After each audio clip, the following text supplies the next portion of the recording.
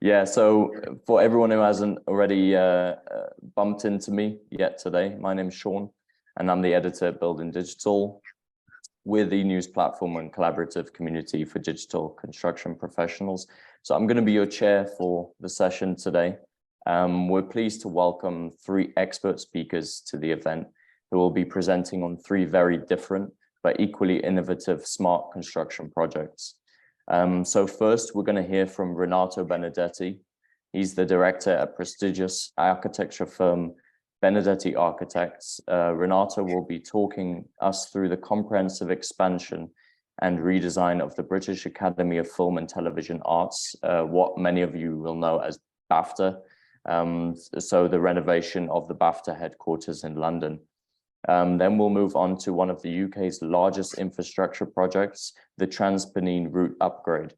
So we have today digital construction manager for the project, Shervin Yousefzada. Sorry if I completely messed that up. He'll guide us through some of the technologies and approaches they've implemented to make the project run on time and on budget. And last but not least, we'll hear from Josh Harding. He's the Senior BIM and Digital Construction Manager at Sir Robert McAlpine.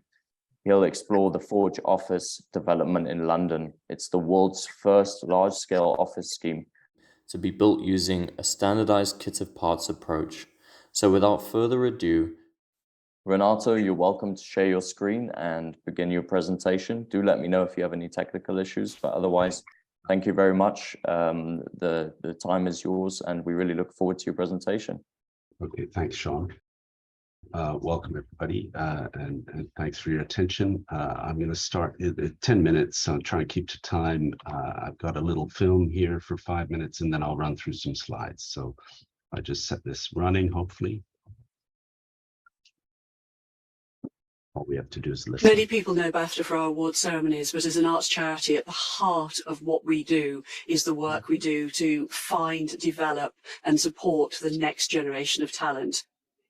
What this building allows us to do is so much more activity, and we're focusing on finding people from all backgrounds, and particularly people from underrepresented backgrounds who often find it incredibly difficult to get into our industries. The building was built in 1883 as the Royal Institute of Printer in watercolor, in direct opposition with the Royal Academy across the road. So it's a very similar building with three massive gallery spaces lit by large roof lights. Well, the interesting thing is, unfortunately, the painters and watercolors didn't flourish as well as the Royal Academy across the road, but they survived for 90 years, all the way up into the early 70s, when BAFTA was originally looking for a West End location to move to. Because of the large volumes of the gallery, they felt like this was the perfect space to build a cinema. So they blocked 2 out of 3 roof lights to build the Princess Anne Theatre. They were, unfortunately, then just forgotten about until 40 years later, when we were asked to look at the building as part of a competition. So the best way we found to rebuild those roof lights was to lift them up 3 meters and create an entire new space under the original feature. And that space became the members' room. A bit of the history of BAFTA is in those spaces.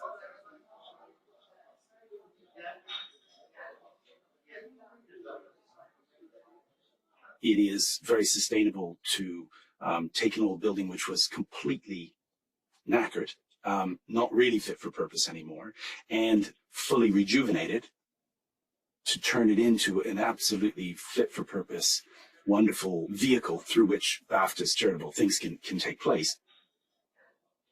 It's a really good way of bringing the architectural history back into relevance, and most importantly, to have it sustainable in the future. So we've made a very inefficient building much more efficient. We've doubled the capacity. We've hugely increased its energy efficiency. We've completely re-engineered it from a structural point of view and from a services point of view. It is now full of technology. You don't see it, but for instance, this cinema is by definition the best in the UK. And through partnering arrangements that BAFTA have with people like Dolby and the Dolby Foundation, allow not only on day one, today, it to have the best equipment, but whenever new innovations within that equipment are brought in. It's tried and tested here first. It's been a 7-year journey and an amazing one. For a long time, I went to bed thinking about this job and then wake up thinking about it and sometimes dreaming about it. So it really never stops, but it has been a lot of fun.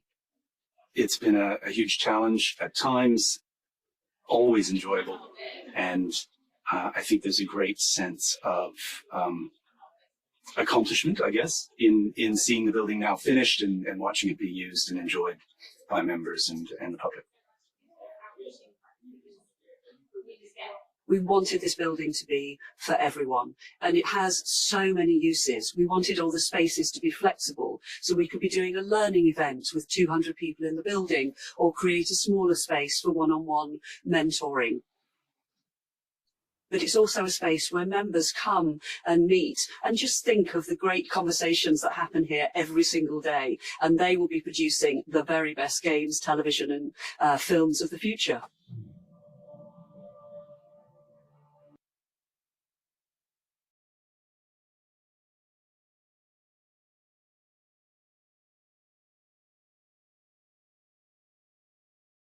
So BAFTA is a British institution. It's the British Academy of Film and Television Arts. It's in the heart of London.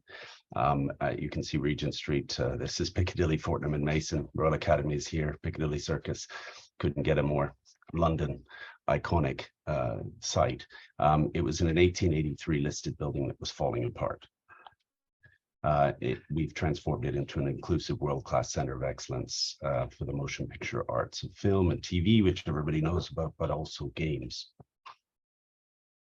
It was unfit for purpose, expensive to run and maintain, and it limited BAFTA's activities, but also their inclusivity.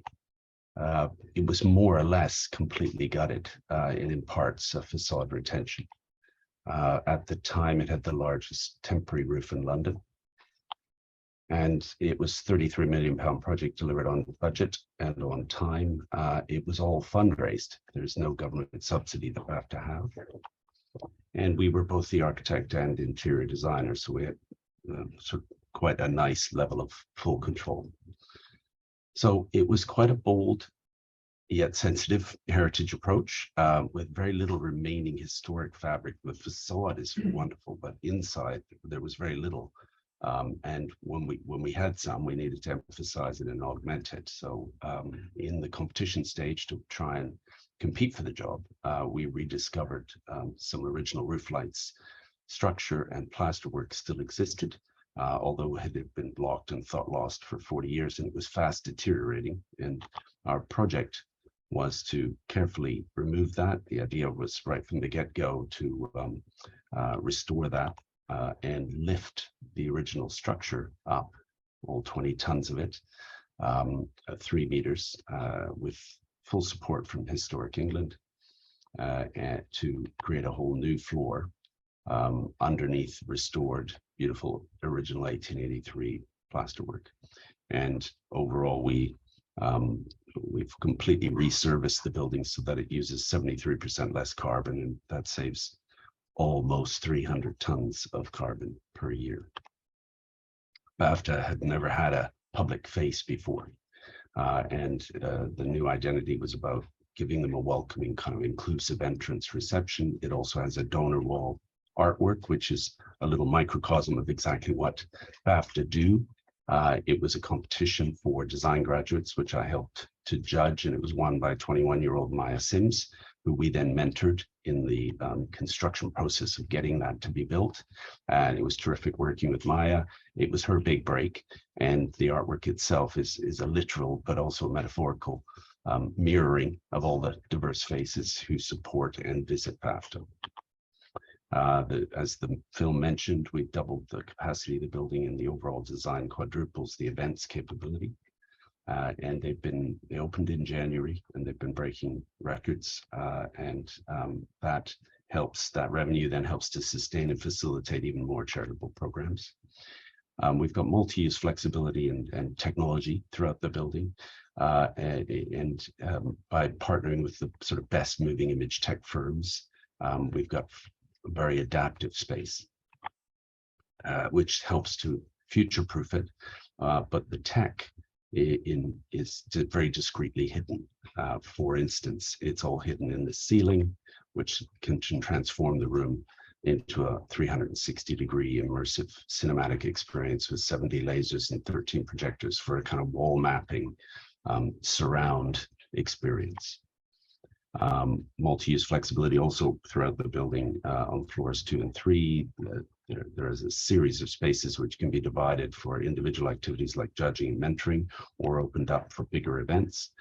Just on those 2 floors, we've got 17 different configurations for the maximum number of potential concurrent events that can happen. On the 3rd floor, Rubens Gallery, that works in conjunction with the floor below that you can see there in the void. 2nd floor, learning and new technology. That part of the building is where we actually found an oddly raised bit of flooring, which we've reduced back to its original 1883 level. So you've got the original relationship to the roof light in this case. And that space was sponsored by the Clore Duffield Foundation, which sponsor learning spaces. This is the first in the UK that is solely dedicated to moving image arts. As in the film, we've got 2 theaters within the building, the 230-seat Princess Anne Theater, which was in collaboration with Dolby headquarters in California, and the 41-seat Run Run Shaw Theater, funny name, named after a Hong Kong director, very famous guy who gave BAFTA some money. And this is good for more intimate private screenings and gaming. On the 1st floor, the Piccadilly Bar is probably the most commercial and the most adaptable, with views over Piccadilly, and it works in conjunction with the banqueting space. On the 2nd floor, we've got another bar, one of the 4 bars in the Learning and New Talent Survey bar, and it's got a unique 3D printed screen with a subtle survey hatch. And on the 3rd floor, we've got the Rubens Gallery bar, which is the largest, which can serve a full capacity Princess Anne Theater for screening receptions. And on the top floor, we have the members bar, which is perhaps the most exuberant for members in special events, using green handmade tiles and inspired by the green canopy of the trees visible outside. The boardroom is very calm, and a lot of natural light and fabric detailing, bespoke oval table and chairs that we designed, but in a very non-hierarchical table oval for more inclusive decision making. We also reused original 1883 flooring. We had just enough that we found within the construction to use for the floor in this room, as well as we reused some of the marbles that we found during construction to make the countertop. There are 2 roof terraces on the 4th and 5th floors, which highlight the amazing location and extend the seasonal use. The 4th floor terrace is right in amongst the canopy of the trees in St. James's Churchyard. And the 5th floor terrace has amazing views back looking east to Piccadilly Circus. We also debuted and gave a premiere to the first UK use of new sustainable materials. On the left, some very smart glass technology, and on the right, a carbon reducing compound. That 2nd floor bar is made of something with a terrible name called Wear Pure Tech, but it's an organic compound that cleans the air by particleizing carbon and nitrous oxides. And it's printed, we designed it as a 3D printed flowing design to maximize surface area, and that gives enough in a relatively confined space to perform similar to a young tree. The high-tech glass is called iRise, and it's a liquid crystal smart glazing. It reacts to light conditions, removing up to 80% of all the harmful stuff like heat and UV and glare, but it remains completely clear for users. So from the inside, you don't have any perception of that. And the details within the building were very important. It's a pared down palette of classic materials in a suite of bespoke detailing, which refines as you go up the building to the top floor crescendo. There's bespoke acoustic paneling and doors. We've used travertine on the left. You can see it fluted on the right as one of the bars. It's a very classic material. It's relevant because Piccadilly Station just down the road uses extensive use of travertine, and it sort of harkens back to the 1930s, 40s heyday of British filmmaking. The Terrazzo stairs, for instance, increase their golden specks as you go up to reach the top floor crescendo. We've used bronze and brass and gold leaf for bespoke handles, etc., and give golden highlights, a little bit of BAFTA bling through the building in the bathrooms. And for selfie moments, which you saw in the film, those are a cabinet with real BAFTAs in it. A lot of people like to take selfies in front of it. So just to sum it up, we've sensitively combined a kind of innovative heritage of restoration approach by lifting all this historic fabric and combining with state-of-the-art technology to give a real cost and use efficiency, which had to carefully balance members' needs with public access and revenue. And revenue is important because it ensures BAFTA's social, economic, and environmental sustainability going forward. Thank you. Thanks so much, Renato. That was a fascinating presentation. I think it's amazing to see how it's using state-of-art technology, but almost completely hidden. So you retain that historic feeling, but at the same time, you have all the benefits of modern technology. Is there anyone in the audience that has a question they'd like to pose with regards to the presentation? Yeah, Joe? Hi, Renato. Thank you for a fantastic presentation there. It sounds like an amazing project. Thank you. My name is Joe Brune. I'm the publisher of Building Digital.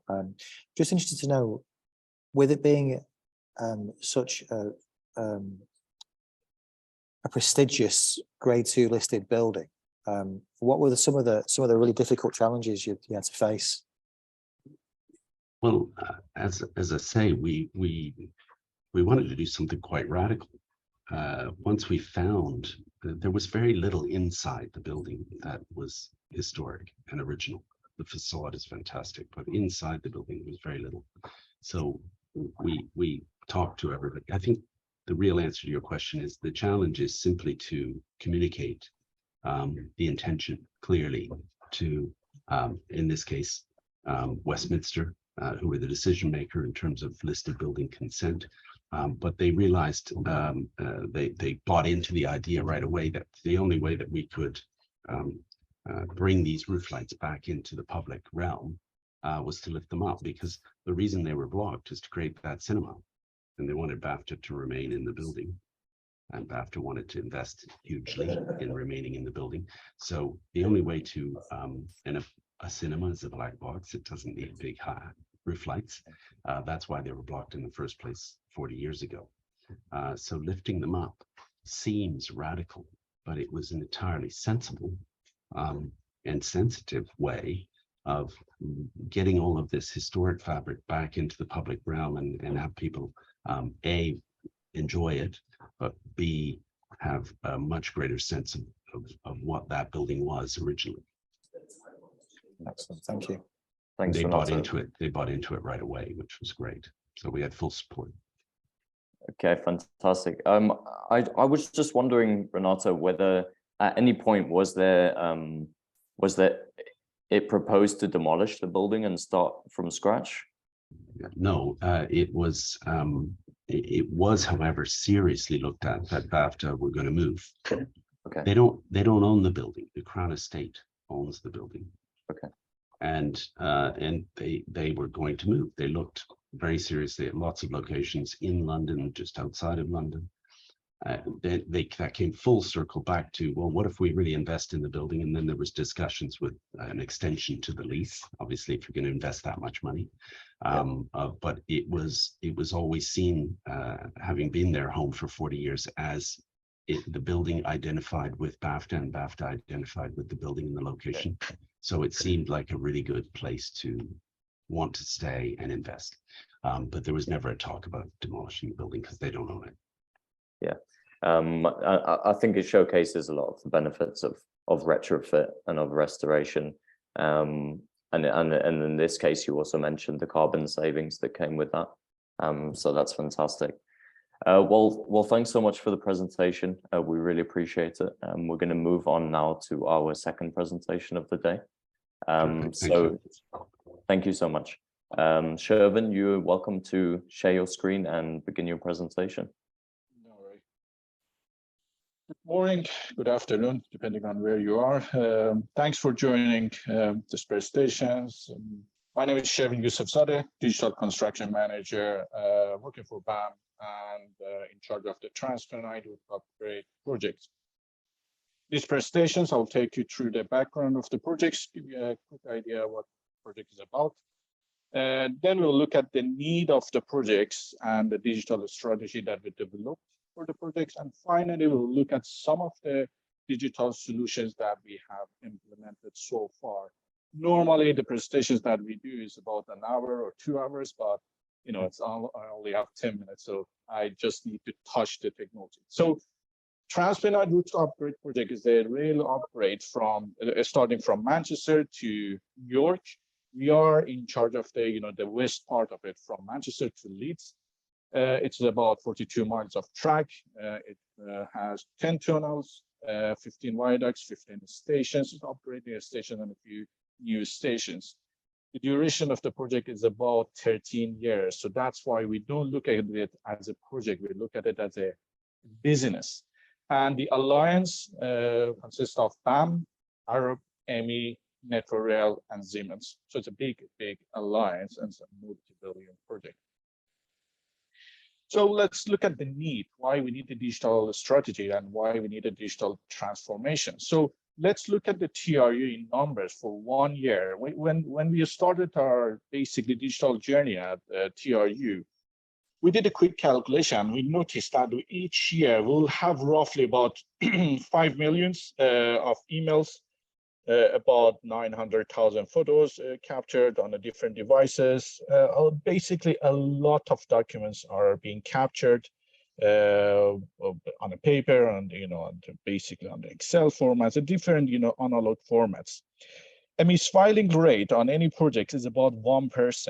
So if you do a quick calculation, you notice that each year, if we don't transform our projects into digital projects, we will lose about 2,000 files every year, and multiply by 10, that's about like 20,000 files will be lost at the end of the projects. So that's why it made us to think of that we definitely need to think digitally.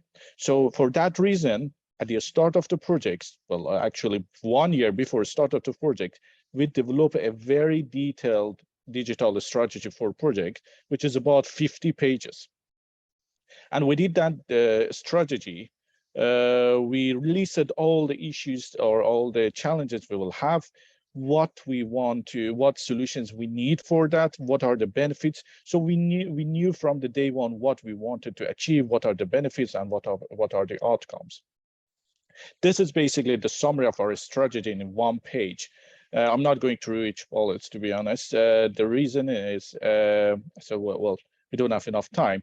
But what you can notice is we don't want to just impact the construction or the design team.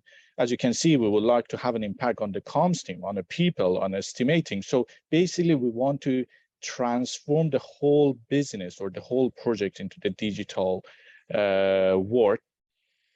So today, I'm going to focus on 2 key solutions, and we will quickly look at some other solutions that we are using on the projects.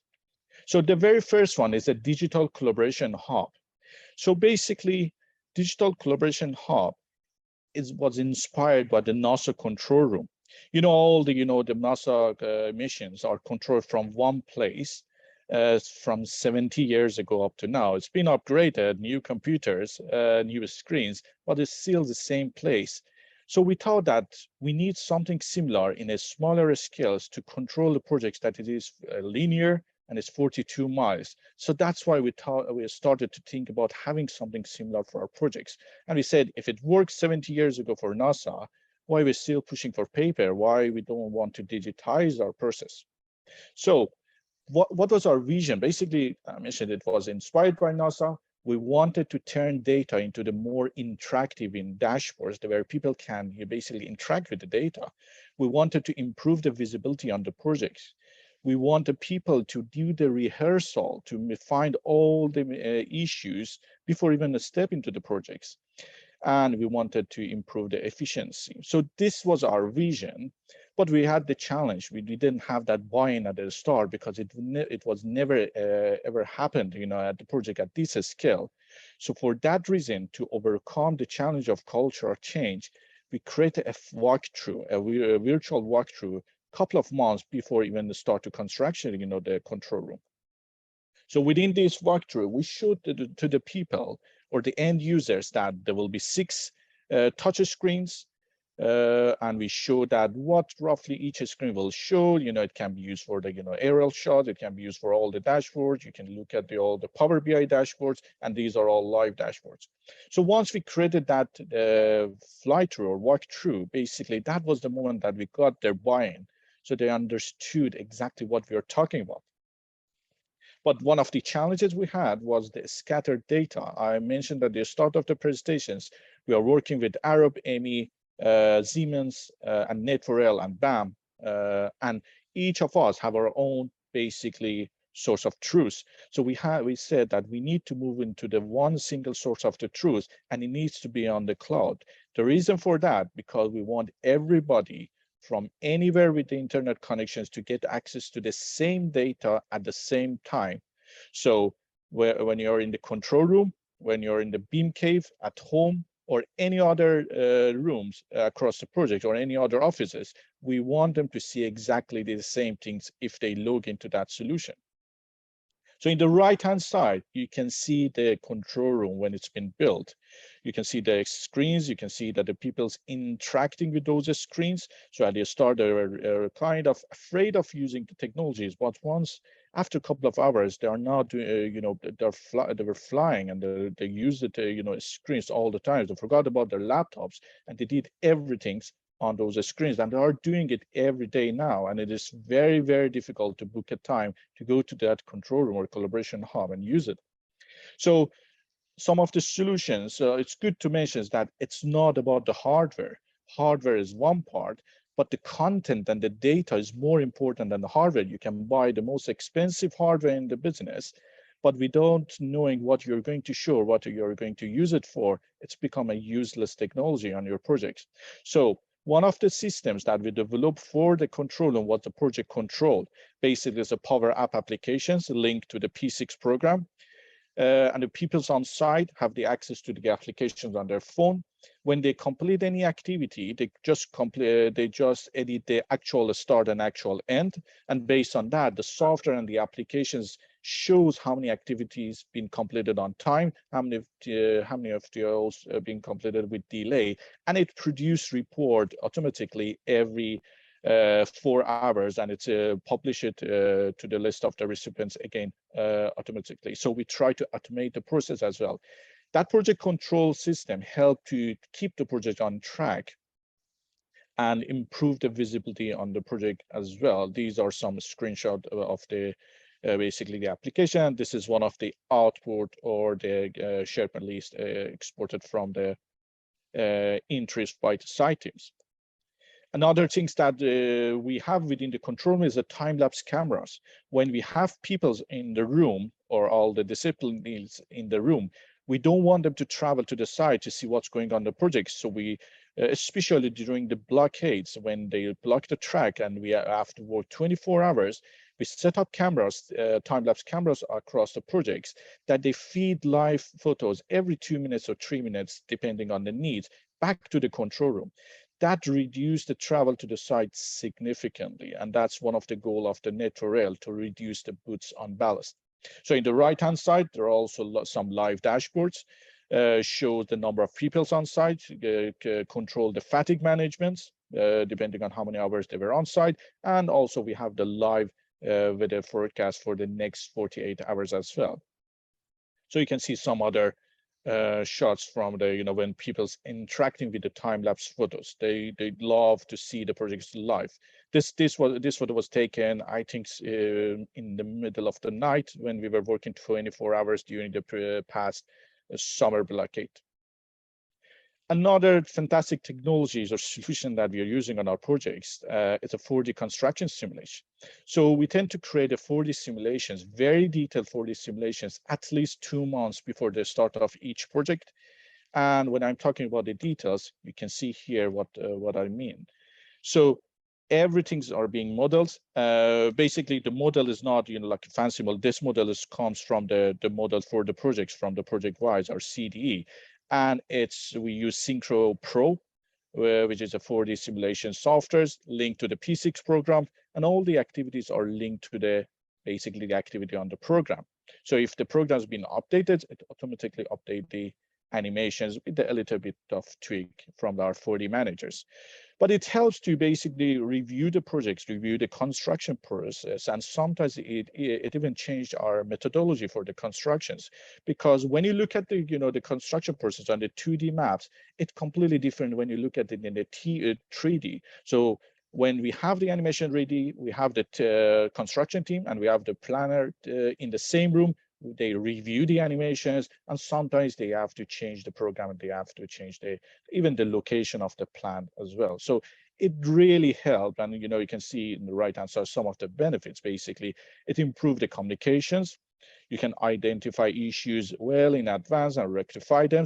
You can for the new joiners, specialists, they can do the rehearsal. They can familiarize themselves with what's going on the day-to-day basis as well.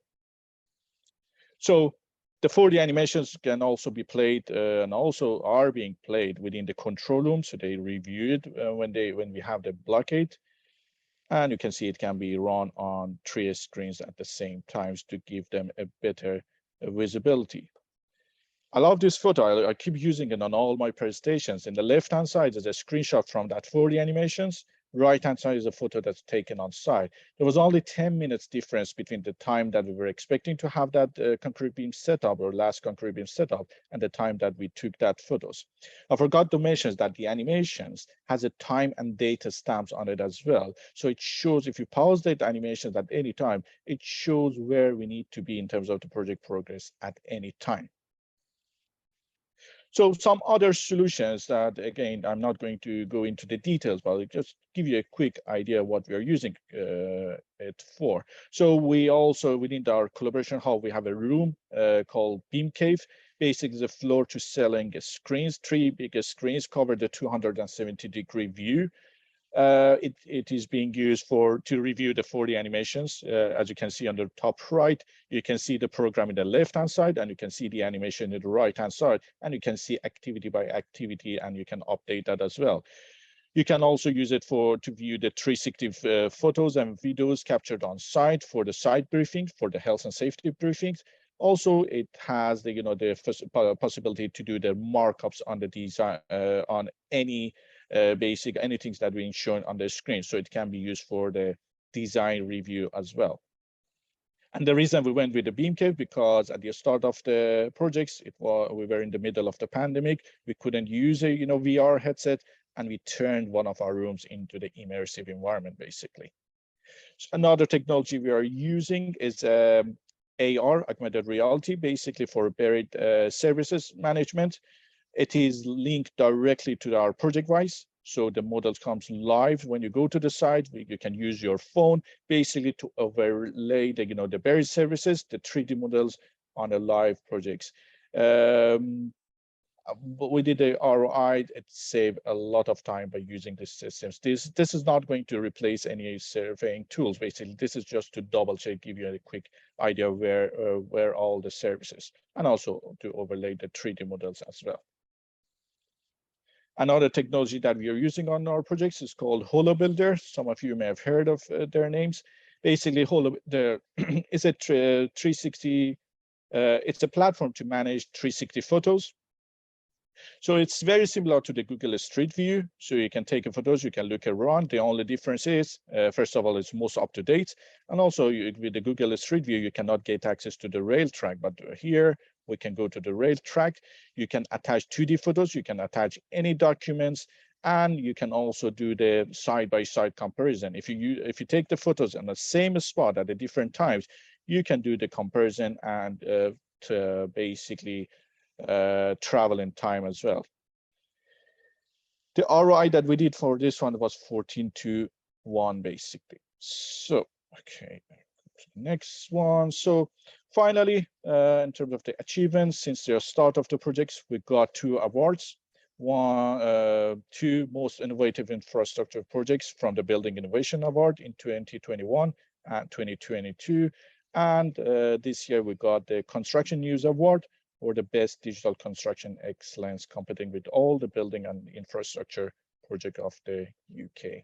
Thank you very much, everybody, for your time. Now I open to any questions you may have. Thanks so much, Shervin, for that presentation. It's fantastic to see the application of digital tools on such a massive project. I think when you have a project of that scale, you can really see how it multiplies the benefits that digital tools, immersive environments, simulations. I love that BIM cave. That seems like a good time to be in there. Does anyone have any questions for Shervin about the work that he's doing on the TransPennine route upgrade? John, you have a question? Yeah, I think it's for Renato and Shervin to make it very difficult for both of you. 2 presentations are excellent, but they really show 2 completely different projects. One is a bespoke one that we will never build again, and the other one is a linear project that is, we're building railway, we're putting in OLE signaling and everything else. We're trying to improve efficiency. Within both of them, and the use of your technology and your approach within it, no matter which way you've got, which project you have a lot of unknowns going into delivery. How are you managing on both of your projects the feedback loop from site of changes of your BIM models, your design, your approach, even scheduling of work and temporary works? How did you bring that feedback loop from the construction sites back into your models, your planning, and then back out into reduce risk, improve efficiencies, and so on? Renato, do you want to answer first, or do you want me to go first? Okay, great. John, we discussed this before we joined, when we were in basically the breakout environment. So that's still a challenge. You know, we have some feedbacks about the models. You know, the construction team have some feedback from the design, from the models. And there is always a missing gap, or the missing, the missing communications between the feedbacks and the design teams. One of the, for example, the feedbacks that we had was about the 5D. You know, the construction team wants, or basically the quantification team wanted to do the 5D quantifications, but because of the quality of the model, we couldn't do that 5D. And then we feedback to the design teams. But because everything was agreed, you know, a couple of years before, they couldn't change the way that they are designing the models. So that's never happened. So I know it is one of the big challenges. There's always, you know, the big missing communication, or missing gap between the, the construction team and the design team in terms of the feedbacks when it comes to the BIM, when it comes to the model. But I can't really answer that, because I know that it's a challenge, but I mentioned that even with our digital projects that we implement, we're challenged to get feedbacks, and we have to make it compulsory to tell us about the collaboration hub, for example, that we set up. And once we set it up after the summer blockade, we send the questionnaires, and we made it compulsory from the top people in the business, and ask them, give us feedback. What was wrong about the collaboration? What you like the most about the collaboration hub? And that helped a little bit when it came from the top guys. It helped a little bit, and help us to understand what we did wrong and what we can do better for the next collaboration hub we are going to set up for the projects. But in terms of the design, I still think that there's no communications between the construction team and the design team in terms of the feedback about the BIM, the quality of the model, the level of the details, and the level of information that needed. So I'm not sure I'll try and do it sort of more. I think there was on our project, it was entirely bespoke. So John, you're absolutely right. I mean, we're not going to build BAFTA again in that sense. But what I didn't talk about was getting the contractor in at stage 4 on a design and build contract. So we did this through design and build. They were hired on a PCSA agreement at the beginning of stage 4. So we just got our planning. They started their fundraising campaign. Then we went out and started to interview contractors to get the right fit. We got a really good contractor, Knight Harwood, and they came on board when we started our stage 4 detailed design, and they were giving buildability advice and, most importantly, cost advice while we were doing the detailed design through stage 4. They then tendered. They had no guarantee of winning, but they then tendered. They were obviously in a good position. They did win to go into construction, but that pre-work, during that pre-work, they also three-dimensionally had their own logistics model for how they would get into such a constrained site, and how they would, when I showed the slide of the largest temporary roof in London, the reason it was so big is they were using all that temporary structure to also bring in materials because it was so constrained. And I think it delivered on time and on budget is pretty hard on such complex cut and carve historic buildings. But it was, which is proof that the system worked, but they definitely changed. So the feedback loop definitely existed. We had COVID to deal with. We started pre-COVID, and then COVID threw a spanner in the works, so to speak. They had to rejig their methodologies. But as much as COVID was a constraint, it also was a help. Weirdly, Piccadilly was empty. There was nobody there. So the whole traffic management stuff that had been a nightmare to conceive of in terms of scheduling deliveries and things suddenly became a lot easier. And so there, but you're always, what you were right about, we had then a digital twin of the building as well, which we used for clash detection throughout. And that was pretty labor intensive. If I had any hair, I pulled it out by then, but you know, when we were doing that, but it was a fairly good feedback loop. I think because it was so bespoke. So if on a huge infrastructure project, there's a lot of repetition, but of course, site conditions keep changing as you're moving along. We had one site condition, which was entirely bespoke, and then we had loads of unknowns. So all the effort was to try and reduce the number of unknowns. So I guess different horses for different courses. I think it went, the proof of having delivered it on time and on budget, it went pretty well in our case on that particular project with that particular contractor doing such a good job, and such a great design team that we had with all our engineers, etc. So we used quite a lot of the, we designed quite a lot of the temporary structural works as to remain in the building. So we used temporary works was very much to do with the existing to try and not have to take a lot of stuff out. So we were using cleverly temporary works, which then could remain in the building, could be modified, but remain in the building. Things like that. So it seemed to work pretty well. I would think there's always room for improvement, but in this case, we were quite pleased with how it went. Thanks, Renato. I think that really speaks to the early engagement of the contractor in the design process and the benefits that that brings.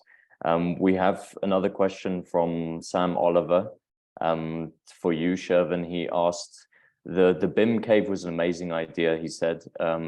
He said it would, my question would be for relating to the information. So much of data was created during the process. How do you manage the data? What to keep, what to archive, what to classify? How do you manage that? Perfect. I think that's a very good question because data is the key to unlock the potential of all these digital solutions. So beside the digital strategy that I mentioned that we develop, we have a dedicated team for the information management. We have another dedicated team for the BIM building information modeling. So there are 3 different teams and we know exactly what we are doing. So there are some overlap between some of our responsibilities. So when it comes to the data, we have a very detailed information management strategy at the start of the projects. But when we decided to set up the BIM cave or even the collaboration hub, we set up a working group. So we had the members from each of these teams within that working group, and also people from the site, from the planning teams. We knew, so we draw in a data management or data flow, what we want to show in the BIM cave, what we want to show in the collaboration hub, and so we knew exactly where to get the informations. At that time, we didn't have the data warehouse. We now move towards the data warehouse where all the information are stored in one place. In terms of the classifications, that classifications was basically the setup at the start of the projects, because we thought about the handover after 10 years from the day one. So we have a very detailed classifications that's mentioned in the information management and also in the BIM execution plan. In terms of the archiving data, all of those are being very detailed mentions in the BIM execution plan and also in the information management. We have another documents. I think that will answer the next questions, which Adisha asked about the the gap between the physical side and the live models. How we manage that. So we have another detailed strategy for our digital twin, similar to what Renato mentions. We also have a digital twin, which I personally believe is a learning curve. It's something new, especially in the civils projects. So I don't have a very direct answer or the correct answer to that question, Adisha. To be honest, we are working towards that. We are trying to try different ways how we can feed the physical, the live, basically the physical models back to the models that we have. Is it through the data, for example, using the drones? Is it through the the laser scanners and then feedback to the to the digital twins that we have? So we have lots of ideas, but we are not at that stage. We are trying lots of ideas at the moment to see how we can have the live models or the true digital twins of the projects on our digital, on our iTwins, which is a basically a Bentley products to manage our digital twins. So there are many ways. I don't think there's one single answer yet for the industry. This is the way to link it, but hopefully we'll have we will find the right solutions to have the exactly the same live models, or have the exactly the same digital twins on our projects as the models that we built on site. Thanks, Shervin. And I hope that answered your questions. Just add one thing. So as I said, this was just 10-minute presentation. If anyone have any questions, if you are interested to find out more about the projects, please do contact me. I'm more than happy to share any information we have. We don't have any secrets. We believe that the whole industry will grow together. We want to learn from each other. So even if you're interested to visit our collaboration hub, feel free to contact me. I'll definitely give you a tour of the collaboration hub. It's in Manchester. So if you're around Manchester, send me an email. I'll arrange it. I'll give you a tour of our project. Thanks, Shervin. Yeah, a lot of our participants are from the north of England or Manchester. So I think everyone, I'll take Shervin up on that offer. I know that if I was in England, I definitely would. Joe, you should head over there because you're based in Manchester. But yeah, thanks so much for your presentation. Really appreciate the insights. So we're going to jump right into our third presentation for the day. Last but not least, we'll be hearing from Josh Harding. Welcome, Josh. Josh is Senior BIM and Digital Construction Manager at Sir Robert McAlpine. So he's going to walk us through some of the work they've been doing on the Forge office development in London. So Josh, you're more than welcome to share your screen and get into the presentation. Thank you. Yeah, morning all. Let me just share my screen. I've not used Zoom very much, to be honest, so hopefully this is going to work. Share that. Right, can you see the PowerPoint? Yeah. Yeah, okay, let's go into presentation mode. Okay, so I will firstly just give you a really brief introduction to the Forge. I know I've only got 10 minutes, so I'll try and make that as quick as possible. Go into the digital objectives of the project, and then I've selected a few sort of live examples of some of the tools that we've implemented on the Forge. And then I'll touch on at the end our commitment to UKRI data collection and the productivity metrics that were supported by Landsec, our client. So this is a bit of an intro on the Forge. So the vision of the Forge was similar to the car manufacturing industry. So as you can see on that picture on the right, we tried to replicate a kit of parts for building components. So a lot of offsite manufacturing. And that basically created our platform system for the unitized facade panels, the steel work, and a lot of the MEP components as well. I've actually got a short video which is from our prototype down in Ropley. It was on a farm. It'll give you a brief sort of overview of some of the innovations and modern methods of construction we deployed.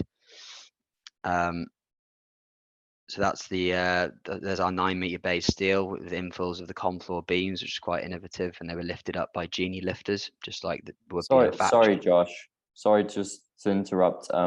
Some of us are struggling to see the changes on your screen. It's just stuck on the digital innovation slide in the beginning. Oh, okay. Stop sharing. Can you see it when I'm clicking on them? No, you've stopped sharing now, so we just see Right, you. okay. Yeah. One sec. Let me just Okay. try this again. If I share entire screen. Right. Can you see the PowerPoint? Yeah. Yeah, we're on it. Right. When I'm in presentation, can you see now I've gone into presentation mode? Yep. Okay. Can you right, just try awesome. and move a slide there? There Yeah. we go. Cool. Okay. Yeah. So I've done that slide. So this was when I was talking about sort of the kit of parts similar to the car manufacturing industry. This video hopefully will work. Gives you a good intro to the steelwork, platform design, the ComFloor beams, which I'll come on to a bit more in a sec.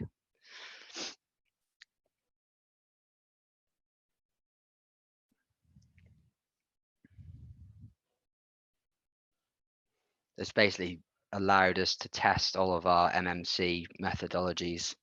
So we could get it right first time. So once it was sort of on site, we were hopefully going to achieve our sort of target install rates. So we had like also we had a bespoke temporary work system. You could see there the diagonals, which were designed and manufactured by Easy Space. We would lift up the shutters using the Genie lifters as well, which was a MMC method. The way we poured concrete was also quite innovative. Hopefully this is playing for everyone and not freezing, yeah? Yeah, it looks good from our side, thanks. Okay, fine. It's always a bit risky showing videos. Just a few site photos you can see. So top left is one of our electrical risers. So in one of the buildings, 50% of our risers were modular, and in the second building we had 25% modular, the rest were traditional.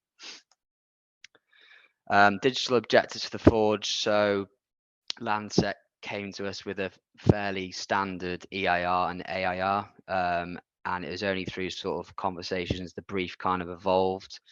So you can see along the bottom there, we've got like the sort of metrics. So those were sort of Landsec's targets for the project. So anything from sort of increased collaboration to lower capital cost, 25% to 35% less material, shorter program, real-time data, etc. So that was basically our target. So we'd have to go out to the market and see what digital tools we could implement to achieve those targets.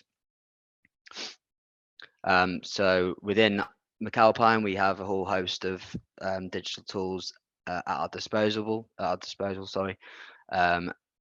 We've also gone externally as well if there was nothing part of our IT offering. So these were the ones we've selected to go forward on the Forge. I won't have time to go through all of them, but I've basically selected 3 or 4 of these to show you in a bit more detail. So I'll come on to Converge because that's one of my live examples. We had SciTi, BIM Collab for our clash detection issue management system, Tracker Plus to help us achieve our BREEAM targets. Disperse is another live example I'll come on to. Qflow is another sustainability tool we used. It basically digitalized waste transfer notes and delivery notes into data that we could review as a team. eDocuments I'll come on to. iFire Audit was a digital platform to help us with the fire stopping sign off for the opening, for the builds work openings. Glider is another example I'll come on to in a sec. And then finally, we've got Dalux, was our BIM model viewer on site. And then it's got also augmented reality functions, etc. A few live examples. First one, Converge. So this video should play in the background while I'm talking. So we basically bought 46 sensors, and it was a general rule of 1 sensor per concrete pour.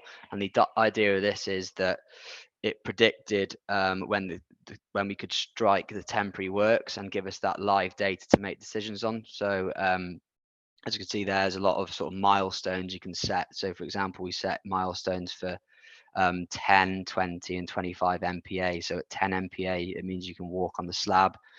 20 or 25 means you might be able to load it with materials. So having access to that live data meant that we can make decisions a lot quicker, as opposed to the traditional way of sending cube tests off to the lab, which there's a few days lost in the waiting time there. So we found this a really good tool. So it uses AI and machine learning is basically how the technology works. But yeah, obviously with the technology, there's always some sort of challenges. So I've listed a few of them there. The main one really was embedding the cultural change with the trade contractor. So it was like a bit of a trust issue, I suppose.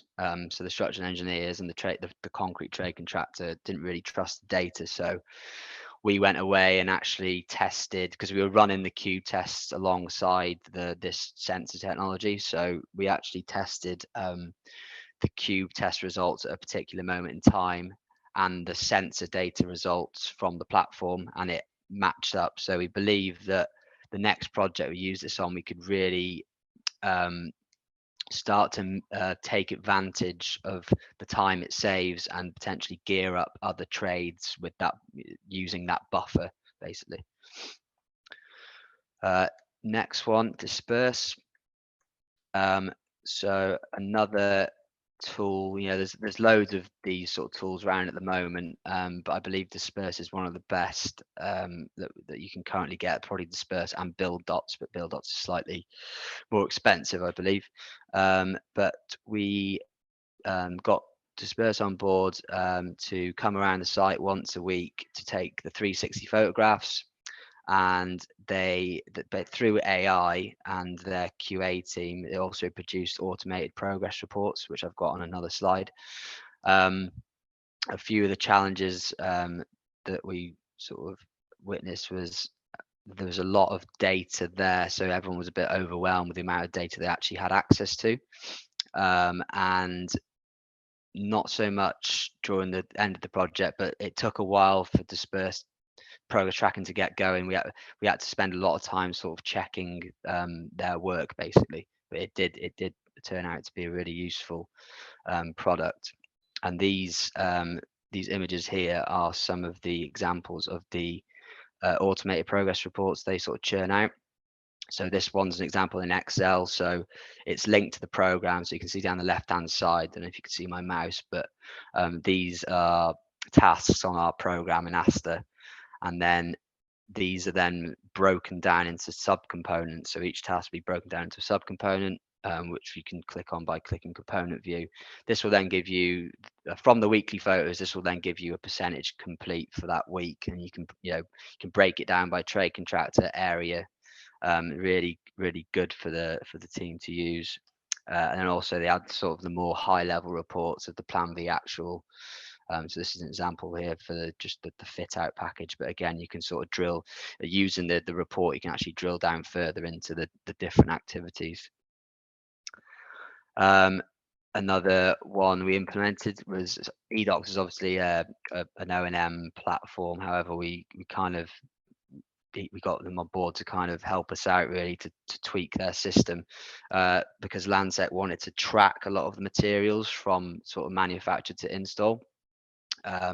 So we chose the Confloor beams as a trial, and the reason why is, as you can see there, each Confloor beam contained a lot of subcomponents and different sort of rebar types related to different the diagonal prop sets. So there's a lot of different components within it that needed to be checked. So within DAM's factory, who manufactured the beams, they would use this as part of their assembly process and their QA process to check that the right components are contained within the right beam before it's got sent to site.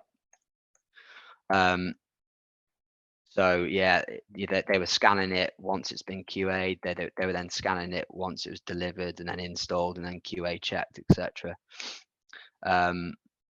Yeah, so we found that because it really proved a benefit to DAM to do this, it was really successful. But we've also tried like QR codes on other components such as the primary steelwork, and because the primary steelwork had to be sent off to the paint factory to be fireproof painted, that's when the process fell down, because we didn't put it in the supplier's scope that they needed to apply the QR codes. They never do anything for free basically. So yeah, it's good success for the Confloors, but not so much the primary steelwork.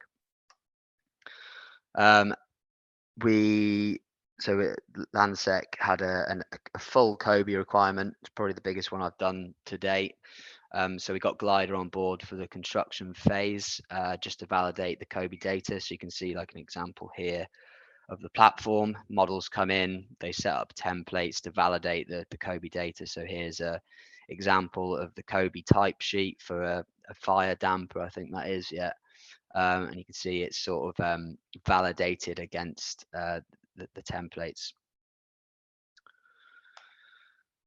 And it's not just the innovation of the construction phase. It was also, the innovation was also used by Bryden Wood at stage 4 design for the stage 5 structural model. So they were actually using a Dynamo script to create their whole structural model, and then before sending that to fabrication, any changes, they just rerun that script. So a lot of design time saving there using that method.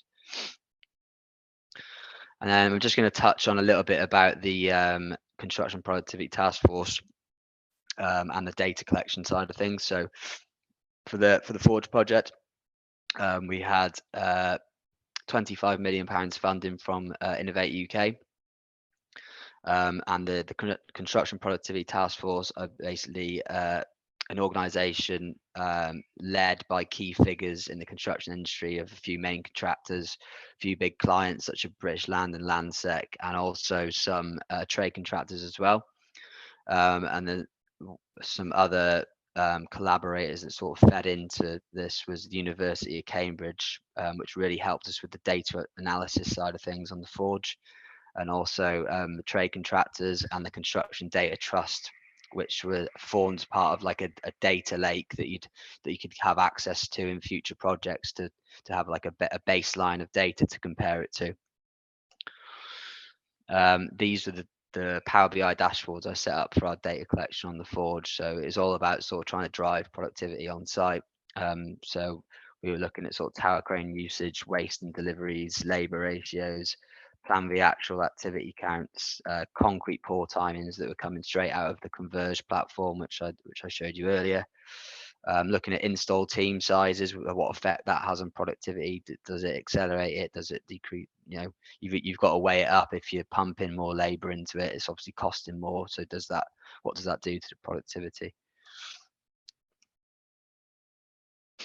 And with Cambridge University on board, we were able to sort of analyze the data. So this example here was for the fan core unit modules. So we were saying if we achieved our top 25 installation rate, we actually could have achieved 93 meters squared per day, as opposed to, I think with on average we were looking at maybe 40 to 50 meters squared. So our optimum rate of installation for the next projects, if we iron out all the logistical issues we sort of came across, we believe that we could probably save, 90 sort of working days. And finally, just a few of the awards that we won this year. Been a really successful year. So firstly, we won the Digital Construction Awards for Major Project of the Year and Most Innovative Project of the Year. And then more recently, the Building Awards for Digital Excellence, and then obviously the Building Innovation Awards for the Most Innovative Commercial Project. And if you do, I've just dropped a Cambridge publication in there if you do want to have a look. It's all about data to dashboard strategy, which is quite interesting. And then, yeah, just questions. Stop sharing. Thanks so much, Josh. That was a great presentation. I'm amazed you managed to fit that into the 10 minutes. That goes for all the presenters, actually. I mean, for such complex and interesting projects. Are there any questions for Josh? Yeah, Joe? Hi, Josh. Hi, Joe. Thanks for that, mate. That was brilliant. All three projects, I think, are just amazing projects to hear about and to get under the skin of. I'm right in thinking that the Forge was a joint venture between Strug McAlpine and Mace Group. It was, yeah. I'm always interested to know, obviously, when you've got competitors working together, how that relationship works, and how did you find that with this project? I mean, just like with anything, a new team, especially a JV, it's all about sort of just getting to know them. It can start off a little, I'm not gonna lie, it starts off a little bit frosty. You're not always that transparent with each other, but then you get to know each other, and then you're basically just one team in the end. So yeah, just normal human behavior, I suppose. So not a case they were meant to do that. We were supposed to do this. No, it's not been like that. But I mean, we haven't achieved PC yet. Maybe it's going to get like that at the end of the project. Hope not. Also, do you think the way the Forge was built, using a platform design, do you think that's going to inspire the industry to adopt that platform design for manufacturing assembly approach? Yeah, I mean, the Landsec, our client, have literally showed so many different people around the site multiple times. So there's a lot of interest across the industry. And in terms of, Landsec's next project, they actually called this Office 1.0. So that, if they're looking at future offices, Office 1.1, so they're going to take all the learnings from this job and hopefully, as I said, iron out all the main sort of challenges we came across with logistical issues and site constraints. We believe that this could be a pretty successful system if used on future projects. Because at the end of the day, this was the first time that it's done on a live site. Is a massive sort of learning curve. Some levels, the productivity of some of the levels and the buildings were excellent. Some, weren't as expected. So hopefully, as time goes on and these sort of systems are used more, 100%. Cool. Thanks, Josh. John, did you have a question? Yeah, thanks, Josh, for that. That looked really cool as a project. As we know from projects with planning, we've got the planning stage, the design stage, procurement, manufacturing, outside. And your goal was to go off and reduce the productivity, down 15% shorter program. I guess that's related to the construction phase of the works. Yeah. How much longer did the design and offsite manufacturing stage take in comparison to other ones? And I'm interested in how far back should we start? Yeah. So extra to achieve that 15% achievement. Yeah. So I'm not sure exactly when. So the sort of key key people under the PCSA were obviously DAM, NG Bailey for a lot of the MEP modules. I don't know how far back they started in that PCSA period. I'd have to find out and get back to you, for you to compare it basically. I'm going to guess sort of 3 to 6 months more, but I'll get back to you on that one. Yeah, it's more valuable, but also what you've done now is being Landsec, 1.0. You've got your BIM model, you've got your details, you've got your norms that you've generated from it. Yeah. So the next project, you then can use that then to improve, work on, and kind of have those as your kind of key targets. And because they're done, the design stage now is going to be even shorter if you're going to reuse some of that componentry from your BIM model and your asset register, which is exactly, yeah. And this system is based off a 9 by 9 meter structural grid. So any building that, so they'd look to implement that on Office 1.1 as well. And as you said, reduce that design, reduce the design phase. All the assets will generally be the same. So yeah. Pretty exciting. Great. Thanks a lot, Josh. Yeah, so that brings us to the close of today's micro conference. It's been amazing to hear from 3 projects, and I said at the beginning, 3 very challenging, 3 very innovative, and 3 very completely different projects. We've got an infrastructure project, massive, over 10 years rail infrastructure project. We've got a bespoke restoration of one of the most iconic buildings in London. And we've got the Forge, which kind of seems like a demonstrator project for the future of construction in many ways. So to just kind of recap our first presentation by Renato, they doubled the capacity of the building.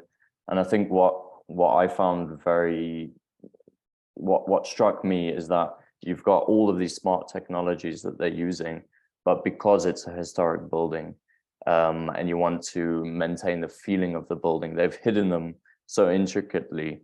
You've got smart glass technology and something that I'd never even heard of, but the 3D printed organic compound that cleans the air, similar to a tree. I'm gonna have to look a bit deep into that, but yeah, that was fascinating. And I think also kind of following up with the question that was posed with Renato is the benefits of showing the benefits of early engagement of the contractor in the design process. And I think that's a lesson that everyone across the industry can learn from. So thanks, Renato, for your presentation. It was really great. So to move on to our second one, Shervin presented the TransPennine route upgrade, massive project covering over 10 years.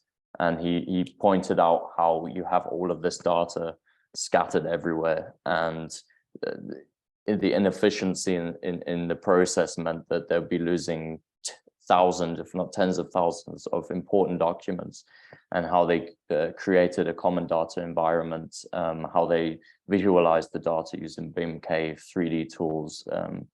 And I think the project serves as a testing ground for some of the key industry innovations, BIM collaboration, digital twins, drones, you name it, across the board.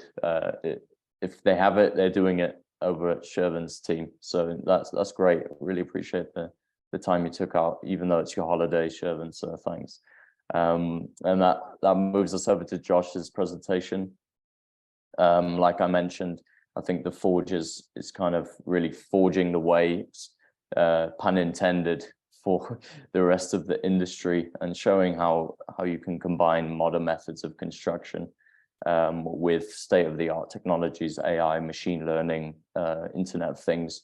And I mean, you saw with the uncertainty Josh was talking about with Converge's data, some of the people on the project not quite sure whether this data can be trusted, but you went ahead and proved that it can be. And I think these kind of lessons are building confidence within the industry to try new things. So that's great. And that's kind of the steps that we need to digitally transform construction. So yeah, that brings us to the end of this session. To all the audience who are still here and those maybe who have dropped off, we'll be in touch via email. But thank you for joining the first Building Digital Micro Conference. We'll have another one in 2 months' time after the new year. Yeah, I just want to give another thanks to the speakers. We hope to see you again soon.